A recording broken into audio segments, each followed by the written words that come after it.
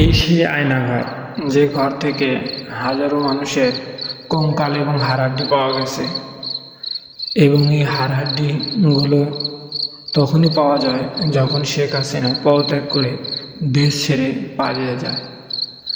তার দেশ ছেড়ে পালিয়ে যাওয়ার পরপরই মূলত এই আয়নাঘরের রহস্য বেরিয়ে আসে।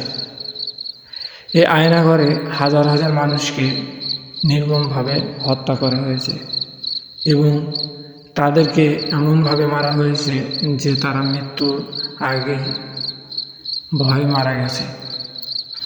এই ঘরটি আপনারা দেখলেও হয়তো বুঝতে পারবেন কী রকমভাবে একটি মাটির তলে সুড়ঙ্গ করে আয়নাঘরটি নির্মাণ করা হয়েছে। এখানে একজন সাধারণ মানুষকে তুলে হয়তো সে আপনা আপনি মারা যাবে। তাহলে আপনারা বুঝতে পারছেন কি পরিমাণ এইটা একটি ভয়ানক জায়গা। আপনাদের মাঝে তুলে ধরার উদ্দেশ্য এইটাই, যাতে আপনারা এই ভিডিওটি বেশি বেশি শেয়ার করে সবার মাধ্যমে বা সবার কাছে পৌঁছে দিতে পারে, যাতে শেখ হাসিনার আসল রহস্য সবাই দেখতে পারে।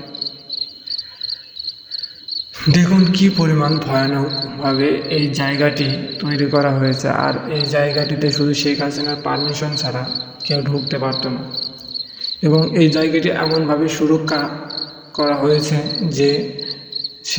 যে কর্মী, সেনাবাহিনী বা মিলিটারি পুলিশ যাই হোক, তাদেরকে দায়িত্ব দেওয়া হয়েছে, তারাও